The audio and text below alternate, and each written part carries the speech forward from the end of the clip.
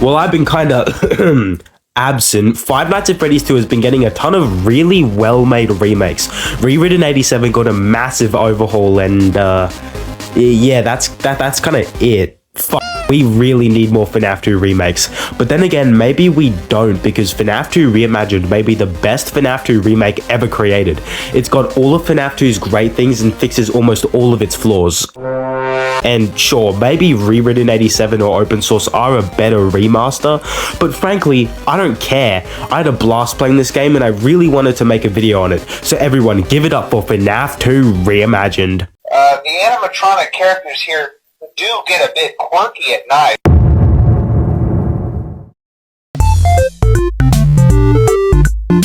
I don't want to start this video off with a negative because that doesn't really set the right vibe, and most of this game is very good, but might as well get this out of the way. Title screens. The original 6 FNAF games did this very well. Every single one of Scott's main menus made you somewhat know that this was a horror game that you were playing, except for FNAF World. That shit ass. But aside from that, the two best examples of this are the FNAF 2 title screen and FNAF 4 main menu. Before this video, we're only going to focus on the FNAF 2 one. Sorry big guy, maybe next time.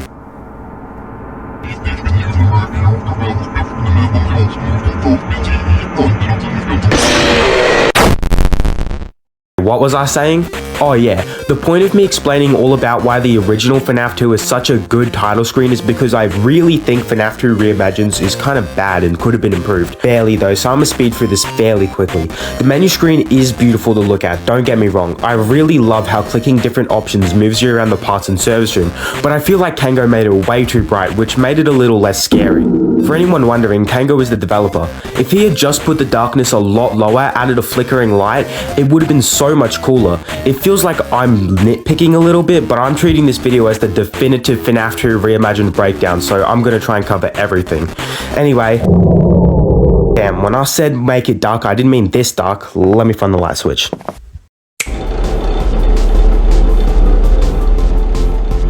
Beginning the game, Phone Guy gives us a call.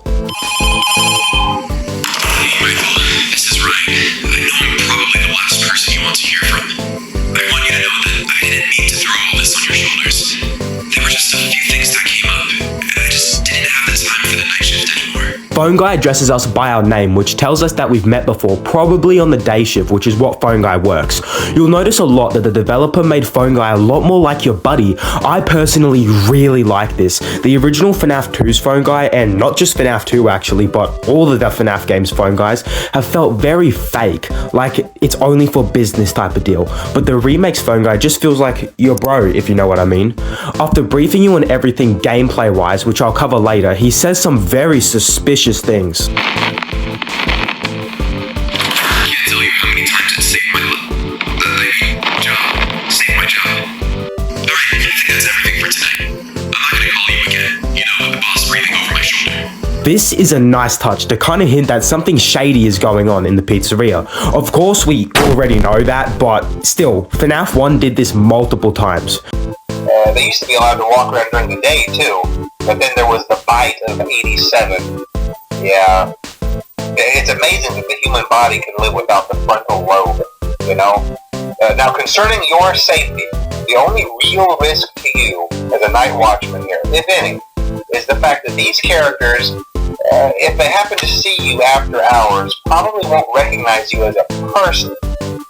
They'll most likely see you as a metal endoskeleton without its costume on. Now, since that's against the rules here at Freddy Fazbear's Pizza, they'll probably try to forcefully stuff you inside a Freddy Fazbear suit. It just really adds a lot of detail and shows that the story is actually really good. Moving on to the gameplay side of things, Night 1 kinda lacks in that department. The rest of this game, Night 2 and onward, features some really cool mechanics that I really love, but Night 1 isn't anything new. Toy Bonnie and Toy Chica will both enter the vents, and when they appear, put on the Freddy mask to trick them into leaving you alone. This isn't a bad thing because it's not a bad mechanic, it was just really overused in the original FNAF 2. I'm getting screwed, I'm getting screwed, I'm gonna be screwed very soon. But luckily, Kango balanced that a bit and added distinct sounds so that you can tell if it's one of the Withered animatronics or one of the toy animatronics.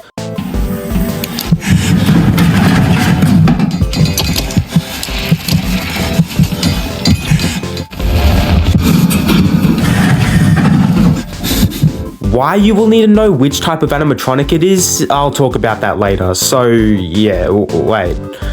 Oh, shit.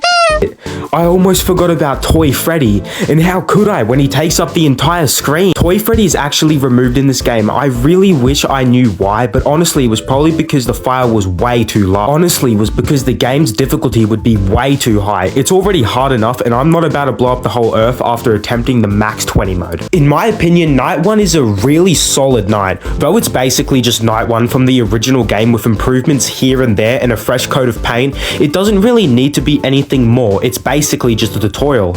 And quickly, I want to show you Toy Bonnie and Toy Chica's jump scares because I didn't have time to just put them in the middle and really wanted people who haven't seen them to know how good these animations are.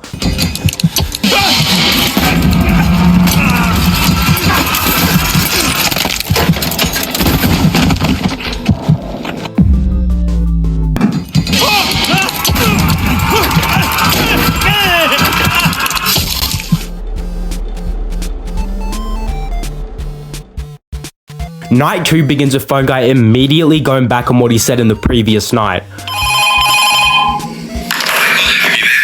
wasn't planning on calling you again, but it turns out Henry's not going to monitor any of my calls after your first shift. Yippee, right? Now I can say whatever I want. The first time I heard this, I didn't think much about it. I thought it was just added so they had a reason to keep the phone calls coming, but the more I thought about it, I realized why Henry won't be monitoring your calls. And I wish I could tell you, but it spoils other nights' phone calls, so you'll have to wait until that becomes relevant again, so just keep it in the back of your head for now. Before Phone Guy ends the call, he mentions some weird stuff that William Afton was doing in the parts and service room. Okay, what I'm about to say stays only between you and me, alright? I caught a glimpse of William fitting those older models today with newer parts. I checked the maintenance logs, and sure enough, there's nothing there about repairing the old models. I don't know what he's up to, and I'm kind of tempted to go to Henry about it. I think I'm just gonna wait, see if he does anything else that Henry wouldn't approve of. I think that's everything for tonight. I'll probably have some more information for you tomorrow. Remember, I never called you, okay? Alright, good night. Fixing the animatronics when you're not supposed to, that sounds a tiny bit like tampering. Isn't that what we got fired for in the original game? Right. Pretty fair. Moving on to my favorite part of this night, the gameplay. Night 2's gameplay only adds one animatronic, Withered Foxy, and now that may sound a little lackluster compared to later nights, which add more on each night. Night 2 makes up for that with some really well-refined mechanics and actually making the power box and flash beacon useful, because on Night 1 they serve literally no purpose, you never needed to use them, but now you do. Let's start with the most similar mechanic to the original Withered Foxy, the hallway. This mechanic was done pretty solid in the original game. I do think that Foxy stays in your office for way too long, and that kind of takes away from it. Luckily, the remake fixes this issue. When you hear Foxy's sound cue, if he's in your hallway, holding the flashlight on him for a second will get him to leave. This is a really good change. Having Foxy stay in your office even after you flashed him over 20 times doesn't really sell the idea that the older models are sensitive to light, so it's nice that he leaves quickly as if he actually can't tolerate it. The part 2 of Withered Foxy's mechanics is the flash beacon. With the puppet being removed, Kango found some really cool ways to actually make the cameras useful and fun, and this is one of them. It's basically the same as the last mechanic, except now you can use the flash beacon instead of the flashlight, which is a cooldown, so make sure you use it properly. He can appear on any of the 4 party room cameras, and what do you know? These are the cameras that commonly go offline. Luckily, you can turn around and reboot them with the power box. To actually tell when Foxy is coming, you'll have to look out for his sounds.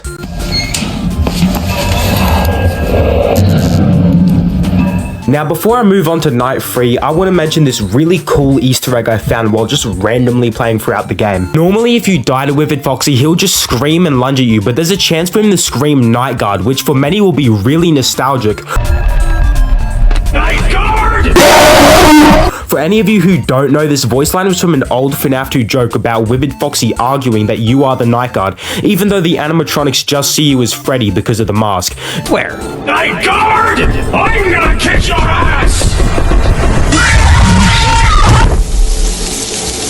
This is a cherished piece of old media in the FNAF community that I actually covered in my old FNAF media part 1 video, but that video is really bad now, so just watch part 2. I'll remake part 1 eventually.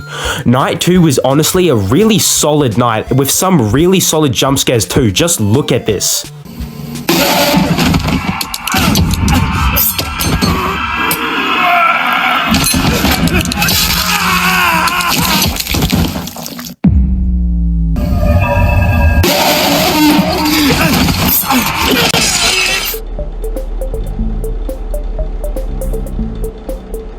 Back at it again in night 3, Phone Guy has some more things to say about William in the parts and service room. Anyway, the day shift was interesting, to say the least. The janitor began to complain about a strange smell coming from the parts and service room.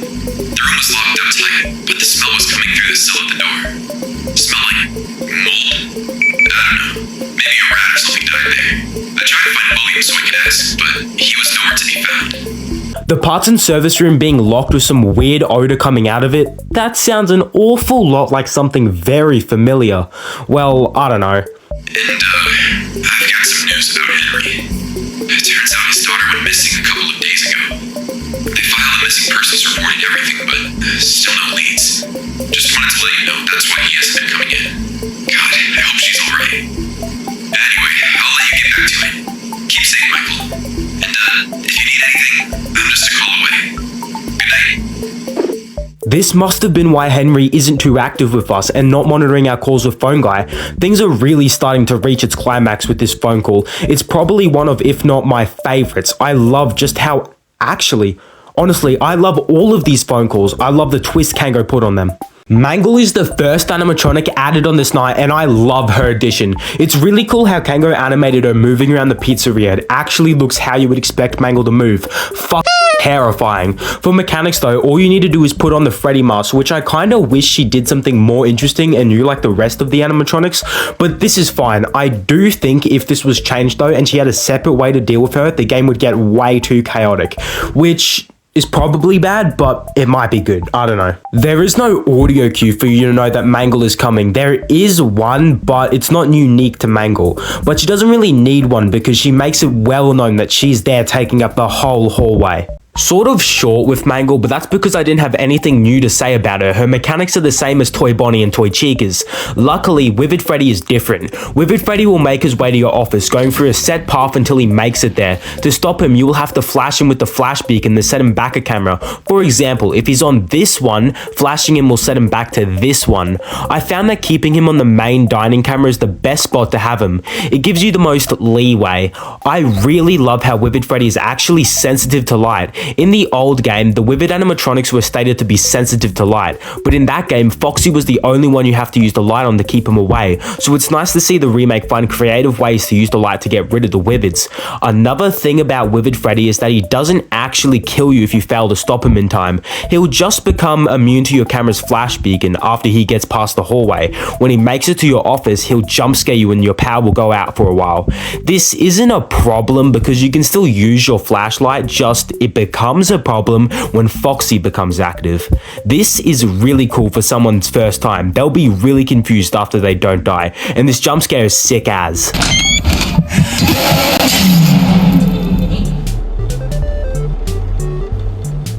Night 4 phone call begins with again William being a weirdo.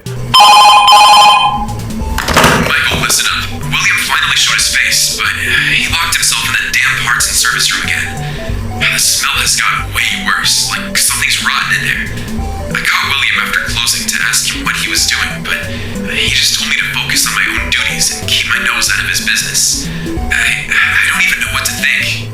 I think I've already said this before, but I really love how Kango actually gave Phone Guy a personality. Seeing him in this phone call get both confused, suspicious, and angry all at the same time is a really nice touch and helps to make the Phone Guy not seem soulless. Thought just hit me, Michael. William locks the parts and service store before he leaves. How in the world are the older models leaving that room? Only he has the key. I don't suppose you can check. No, it's fine. I wouldn't risk it. Just stay in your office. You're safest there. If I get the chance tomorrow, I'm gonna sneak into the parts and service room while it's unlocked to find out what William is doing in there. If it's what I think it is, never mind.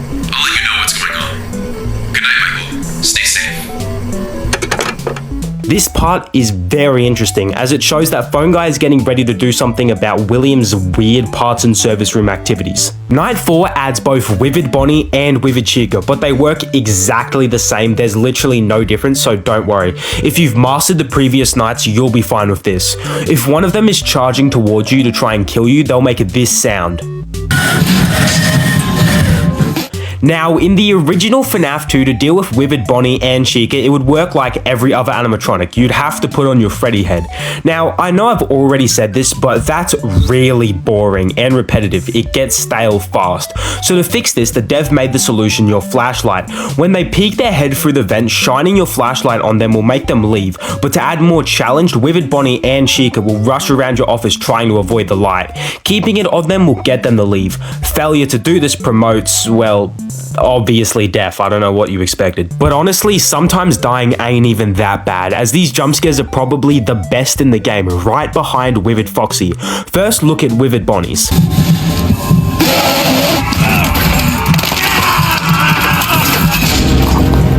What will you have after 500 years? Now Withered Chica's, which looks really painful.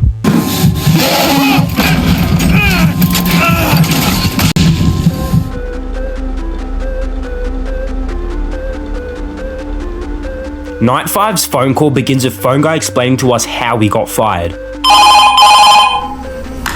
it, Michael. He found me snooping in it, and he fired me on the spot. There was nothing I could have done.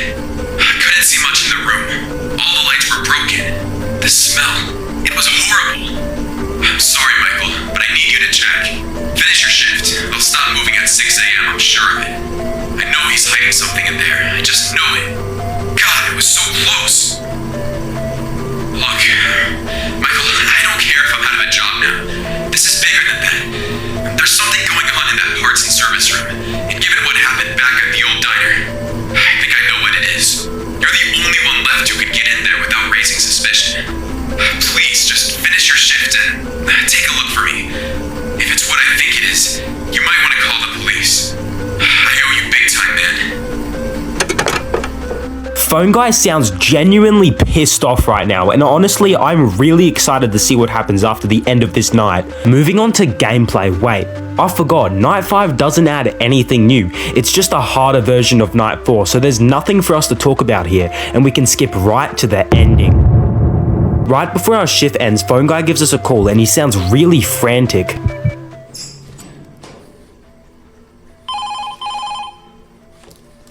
Michael, William just pulled into the parking lot. You need to get out of there now.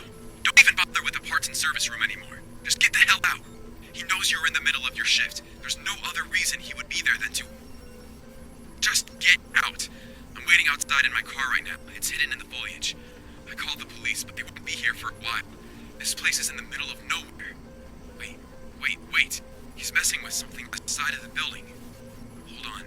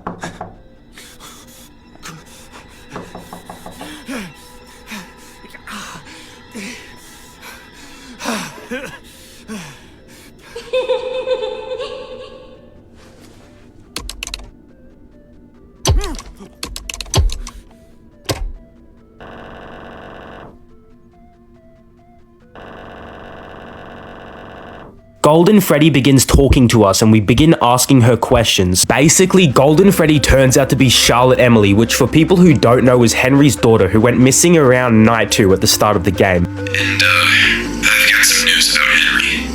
It turns out his daughter went missing a couple of days ago. They filed a missing persons report and everything, but still no leads. This finally connects the last pieces. We now know what happened to her. Some other interesting things I found was that William seemed to think he could get rid of the ghost possessing the animatronics, which also connects something we learned at the start of the game, and that is that William was seen fitting the old animatronics with newer parts. I caught a glimpse of William fitting those older models today with newer parts. I checked the maintenance logs, and sure enough, there's nothing there about repairing the old models. I don't know what he's up to, and I'm kind of tempted to go to Henry about it. We all probably thought he did this to have the Withereds moving around trying to kill us, but it was actually because he was trying to rid the souls from the suits.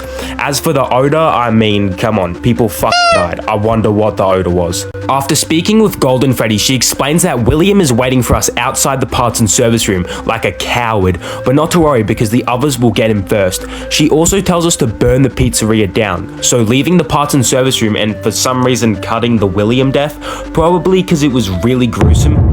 We make it to the kitchen, crack open a pipe and burn the pizzeria down, and we can finally finish the game.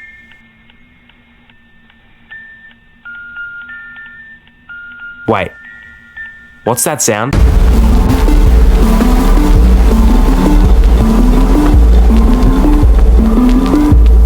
Night 6 is one of the coolest things about this game, having a skull icon when you select to play it. Along with this, it also adds more to the story and shows more of the devs version of the lore, taking place a while after we had burned down the pizzeria. From the beginning phone call, I guess? It takes the place of a phone call, but it isn't really. Basically, it's like a calling from William, taunting us to come back to the pizzeria and finish what we started. Whoa, what a dumb idea. Why would I ever do that? It's just so stupid. Seriously. This is where the actual gameplay begins. You get a feel for the controls and how the new mechanics work. You do get to roam around the pizzeria, but it's not free roam, sadly. It's gameplay closer to a shadow over Freddy's, if any of you remember that. You look around by moving your mouse from side to side and clicking on wherever you want to go. But before you move forward, you can listen into the darkness. This is because an unknown figure is lurking in the darkness. Okay, it's pretty obvious. It's William, who's become a really up version of Shadow Freddy. This is one of the things that Kango made different to the actual FNAF lore. Your actual main objective is to traverse the pizzeria with this metal stick thingy that you find behind the stage and use it to free the souls of the animatronics, who look completely destroyed, probably because of the fire. After freeing all of the Withered animatronics, the parts and service room unlocks, which reveals the final soul left to free, Golden Freddy, or Charlotte Emily. We learn that it was William who ruined these animatronics, as our character says, "What did he do to you trying to save Golden Freddy?" Before we can even process what we're doing, William shows up through the parts and service room door. We begin to try and quickly free Charlotte, but William begins attacking us. He starts giving us a speech while holding up in the air. We try to reason with him, but there's no reasoning with a monster. We fight back, getting some, damn, we're strong. But doing this kills us in the process. The game ends with something similar to FNAF 4, where Golden Freddy tells us, "Michael, you're broken.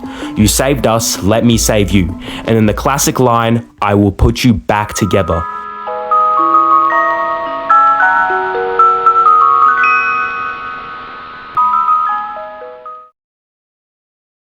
This is definitely my favorite video I've made so far. It was hard to find motivation, which is why it took so long to make, but aside from that, everything went super smoothly. I really enjoyed making a video on this game. I do still stand by my opinions that this is my favorite FNAF 2 remake. Can't wait to see Kango make maybe a FNAF 3 Reimagined. Anyway, that's about it. Thank you for watching and have a great day, and I'll see you in the next one. Bye!